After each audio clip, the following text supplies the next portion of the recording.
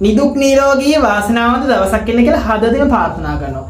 ඉතින් අද මේ වීඩියෝ එකේ සාකච්ඡා බලාපොරොත්තු වෙන්නේ සුර කියන්නේ මොකද්ද? ඔයගොල්ලෝ දන්නේ නැති ගොඩක් කරලා අපි එක එක සුර වර්ග දාගන්නවා.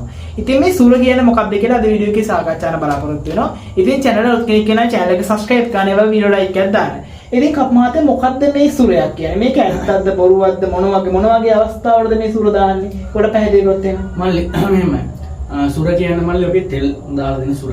යන්ත්‍ර කියන්නේ තඹකොළේ ඇඳලා රාම්පතේ ඇඳලා රාම්පතේ තඹකොළේ ඇඳලා දාන යන්ත්‍රමාලා තියෙනවා. අපි සමිතන රතනේ මහා මාතාංගිරි යන්ත්‍රය. මේ යන්ත්‍ර මන්ත්‍ර ගොඩක් තියෙනවා මල්ලි. ඉතින් හැම එකම මෙහෙම මල්ලි. යන්ත්‍ර මන්ත්‍ර පැත්තට වැඩිමනේ සුර තෙල් සුර. එන රාජතරංගේ මහා මාතාංගිරි යස්ස භූත තෛල දිව්‍ය රාජ මම මට මේක දිව්‍ය රාජ තෙල් වගේ හම්බුනා. දිව්‍ය රාජ ඉතින් ඔය තෙල් බර ගොඩක් තියෙනවා මල්ලි. රාජ තෙල් 7ක් තියෙනවා. එතකොට කම්මාතේ මොන වගේ අවස්ථාවලද මේ සුර දාන්නේ සාමාන්‍යයෙන් කියන්නේ ලෙඩ වුණාම එහෙම මොන වගේ කැටගරිස් වලට අපලවට මල්ලි නමක් ගහව යන්ත්‍රය දානවා. නමක් ගහ යන්ත්‍රය. ඉතින් විෂ්ණු ආරෝග්‍ය ස්කන්ධ කුමාර යන්ත්‍රය අභිසම්විධාන නම් ගොඩක් ඉදිරියට දාන්න දවසම දාන යන්ත්‍රය මතුරන ලේසි ගානත් අඩු නිසා දානවා. ඉතින් ජලනන්ද යන්ත්‍රය දානවා මුසුදුසු වල. ඉතින් අපලවට වැඩිපුරම දාන්නේ නමක් ගහ යන්ත්‍රය. යන්ත්‍ර තියෙන මණි යන්ත්‍ර වර්ග කතා කරමුනේ අපි නොදත් යන්ත්‍ර බව තියෙනවා. එතකොට කම්මහතේ සාමාන්‍යයෙන් ඔය වශී එක තමන් ඔය කියන්නේ සාමාන්‍ය තමන් ආකර්ෂණය වෙන එහෙම සුර තියෙනවා තමයි විශේෂ වශී සුර වශී යන්ත්‍ර තියෙනවා මංගා වශී තෙල් තියෙනවා. වශී තෙල් වර්ගයක් තියෙනවා. මල්ලි වශී තෙල් දිගන මෙහෙමයි. සමහරව හිතනවා මේ වශියක් දාපුවම මල්ලි ආරම එකක් කියන්නම්කෝ. දැන් මල්ලි ඔයා සාමාන්‍යයෙන් දැන් ඉන්නවා. මම ආර දැන් ඔයා ඉන්නවා. මල්ලි ඔයා විභාගයෙන් ලිව ඵලයටම එකපාර පිටඵල එනවද? නැහැ. එතන යන්ත්‍රයක් දාව ඵලයට මහත් උරුණේ නෝන උරුණේ එකපාර පිටඵල එන්නේ නැහැ. අර දවස් 7 8 20 බහිනෝ. ඒ මල්ලි යන්ත්‍රය ඇඟට කාවදින්න එපා. ඒක හරි. ඈ දැන් ඔයාගේ ගහයන් වෙනස් වෙලා වල ඔන්න හොඳ ගහයි ලබනවා. මට ඔයා කියන වැඩක් නෑ හොඳ ගහයි ලැබුණා මට තාම නෑනේ. පිටඵල ඇයි ඒ? මල්ලි අලුතෙන් බයික් එකක් ගත්තට පස්සේ මල්ලි බයික් එක කාලයක් යනද බයික් පදම් වෙන්න? ඈ හරියට තෙල් වැඩ කරන්න ඕන ඔයිල් මේව කරන්න ඕන. එතකොට කාලයක් යන්නේ නැද්ද? කාලයක් යනවා. අනු යන්ත්‍ර මන්ත්‍ර කියන සාත්‍රය මල්ලි යන්න තියෙන මල්ලි කොඩු වෙන මතරණ යන්ත්‍ර තියෙනවා.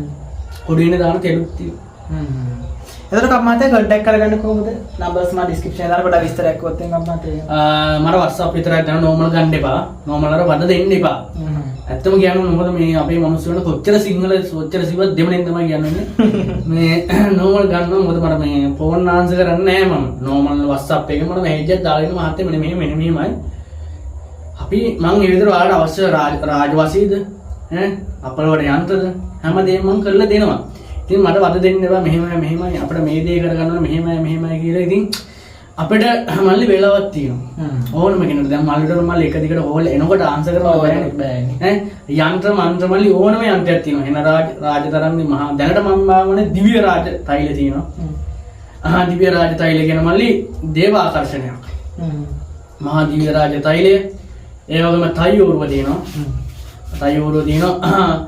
තයෝරුව කියන මල්ලි සෙල්ලම් තෙලක් නේ මම මේ ළඟදී රන් තෙමෙල තෙල හින්දලා නොයිදුළු රන් තෙමෙල තෙල හින්දලා තයෝරුව ජීවම් කරා දසදහස් වතාවක් ජීවම් කරා. ඉතින් ඒ තෙල් තියෙනවා. අපි ළඟ වීඩියෝ එකේ තෙල් බෝතල පෙන්නමු. තෙල් බෝතල පෙන්නන්න ඕනේ නැහැ මල්ලි. මොකද අපි රෙසිපි දෙන්න ඕන කෙනෙක් ඉන්නවා මම මේ තෙල් මෙඩදී ගන්න බෑ. අපිව ලස්සන වලින් මම තෙල් විකුණන්නේ. බොහොම අඩු මුදලකට දෙනවා. මොකද මල්ලි අපිත් තව ජීවත් වෙන්න ඈ මැරෙන මිනිස්සු අපි එදා වෙලා කාලේ මැරෙන මිනිස්සු සාමාන්‍යයෙන් තයෝරු තෙලක් 50000කටවත් දෙනවා. අපි නම් එහෙම නෑ මල්ලි. අපි ගොඩාක් අඩු මුදලකට දෙනවා තයෝරුව. මහා දිව්‍ය රාජ තෙල මට හමු වුණා. නිධාණයෙන් ගත්ත තෙල් වගේ මට ස්වාමීන් වහන්සේලා මම දුන්නේ.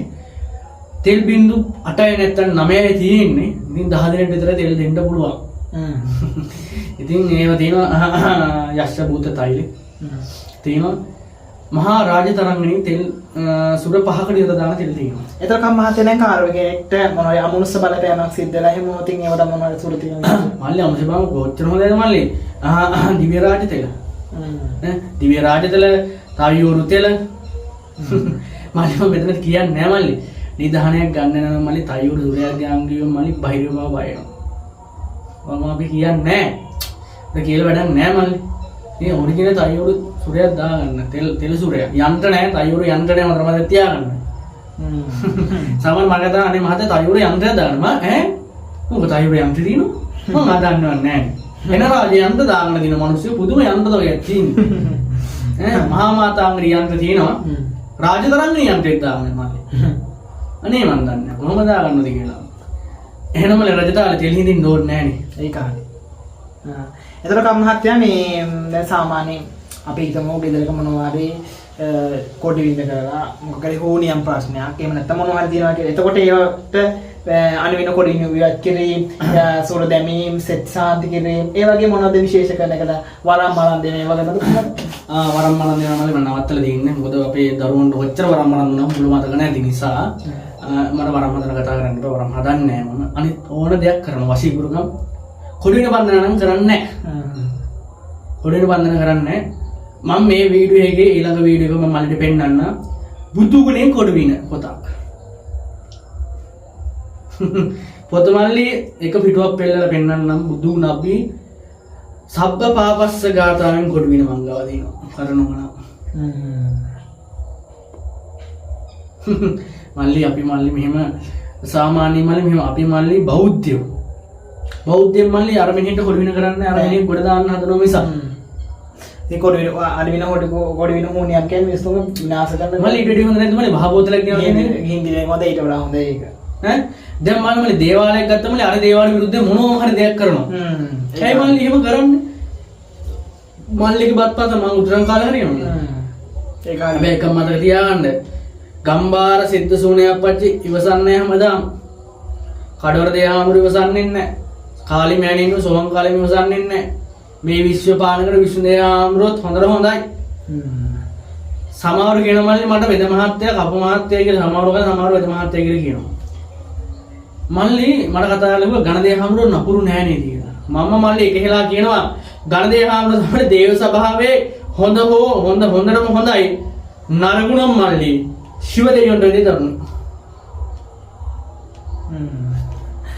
හරි එතකොට කම්මහත්තයා මේ කම්මහත්තයාව කන්ටැක්ට් කරගන්න ඩිස්ක්‍රිප්ෂන් එකේ විස්තර ටික දාලා තියන්න. එතකොට අනිවාර්යෙන් WhatsApp හරහා පමණක් කම්මහත්තයා සම්බන්ධ කරගන්න. එක දිගටම ඔයගොල්ලන්ට මොලයක් තියෙන මං හිතන්නේ.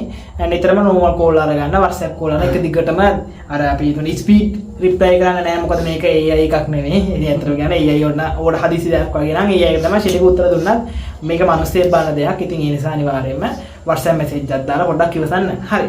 මම හිතනවා අනාගතයේ සාර්ථක වෙන්න කියලා ඔයගොල්ලෝ අනාගතයේ සාර්ථක වෙයි කියලා මම හිතනවා. මම ෆෝන් නම්බර දාලා තියෙනවා කම්මාතගේ ඩිස්ක්‍රිප්ෂන් එකේ කම්මාතේ කන්ටැක්ට් කරන්න අපි ගිහින් එන්න. පතනවා අනාගතයේ සාර්ථක වෙන්න කියලා.